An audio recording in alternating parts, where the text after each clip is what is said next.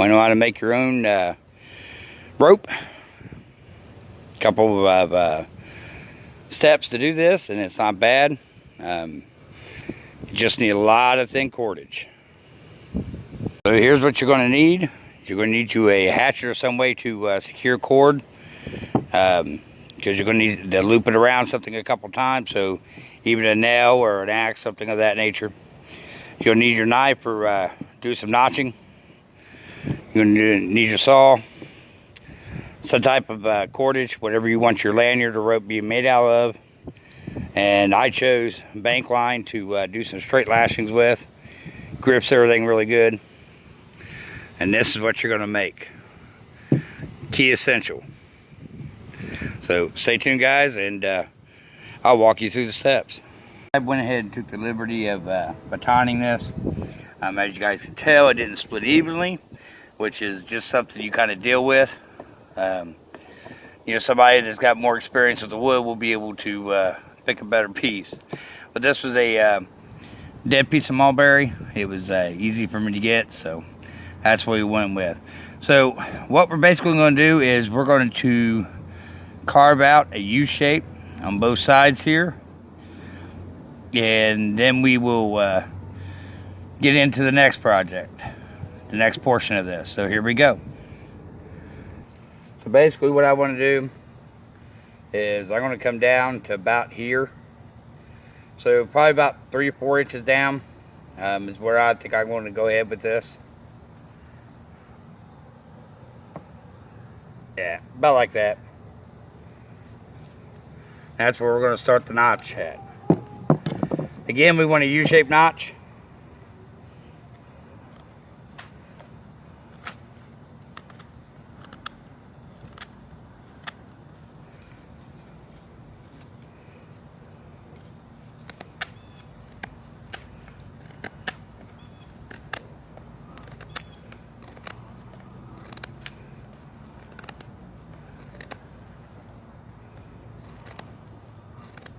Don't be afraid to stop, sharpen your knife. That's something that you need to do as well.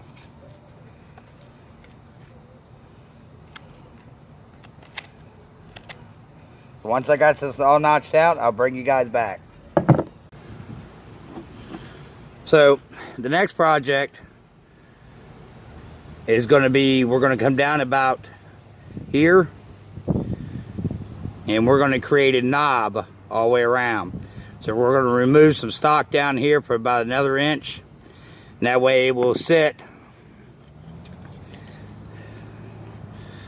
in between here, locking it in. So I will bring you back. So we're actually going to go ahead and use straight lashes to lash this together. You know, this way you put the two sticks back together. We're going to do a couple of these. So you can take your bite in, you can make you a loop.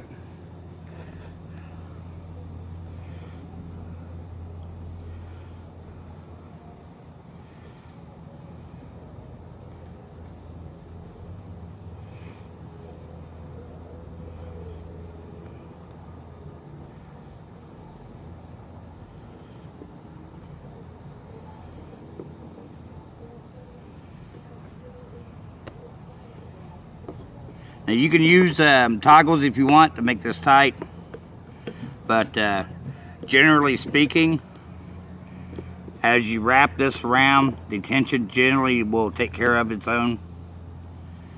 Just try to keep her nice and neat if possible.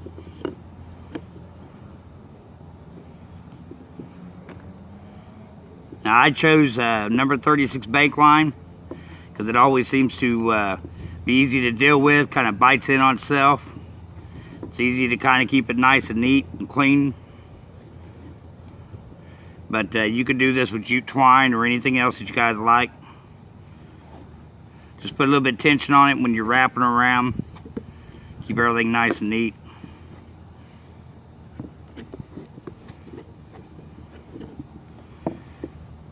Straight lashings is one of those things that is really nice to understand how it's done. It's really useful.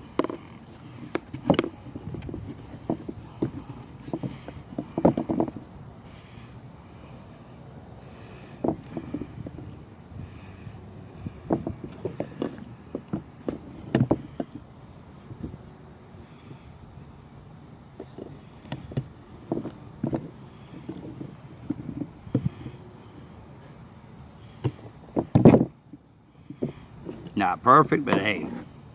So you can see how that kind of bound that together. So we're going to do another one down here. And then we're going to put a notch in here. And I'll bring you back for the notch. For anybody who's never seen jute twine, this is pretty much what it looks like. Because of any craft store, including Walmart. The big thing to remember about when you're doing cordage is if you're going to make rope out of something like this, you're only going to get about a quarter amount. So if you, let's say, draw out 100 feet of this, you're only going to get 25 feet of rope. So that's something to kind of keep in mind with that. So I'm going to stretch out enough for demonstration purposes, and then we'll get started on it. Alright, now that I've got jute twine length, we're just going to tie a couple overhand knots. Nothing big, nothing major. So what we got set up right here is 2 anchor points. So you can use either one. You can use a nail, anything that's pretty much going to hold your loop at the end. So you see where we just tied it? Tied a knot, made the loop. So that's what we're going to do. Last time I did with the axe knife, this time we're going to do it with the knife.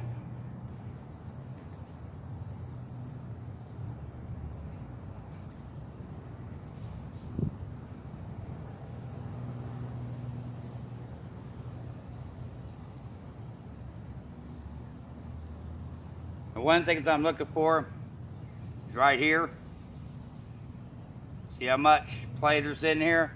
I want that tighter. This is where it takes time, and this is the reason why we use a small handle. And this is where it kind of gets tedious with it, because this could take a while depending on how long that you're actually going.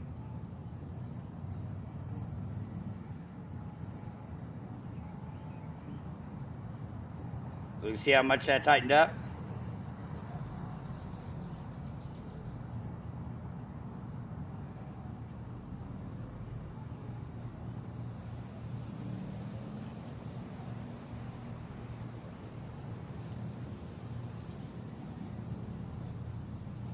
You want to keep a little bit of tension on this when you're doing it, but you don't want to be pulling your anchor out.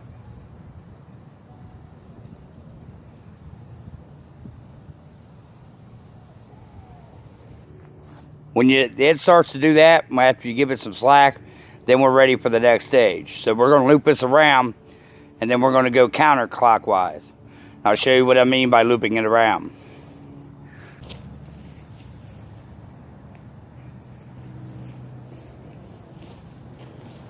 So this is where people have problems. I'm just taking where it's there, right here.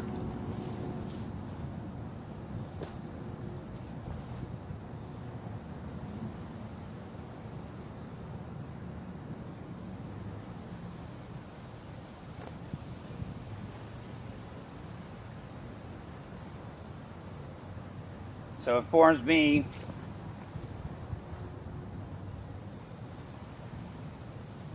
a secondary loop.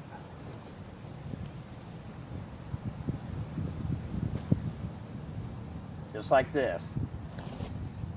We'll go ahead and we'll stretch it back out.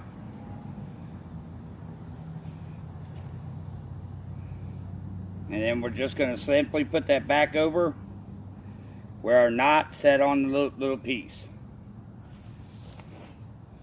Then we're going to go back to spinning it counterclockwise this time.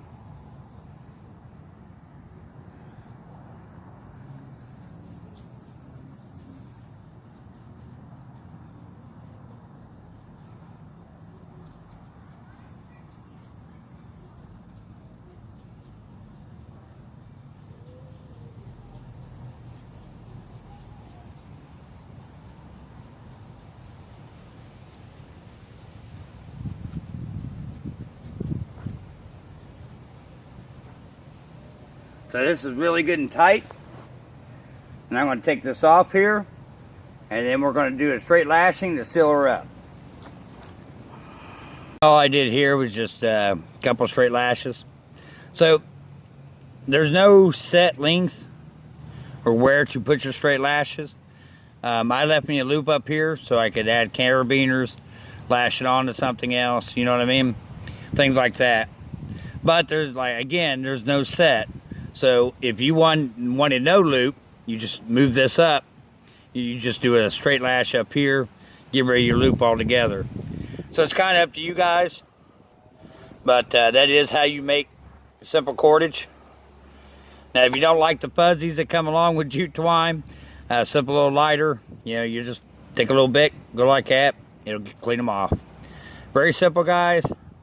Very handy for light jobs. Have a good one, guys.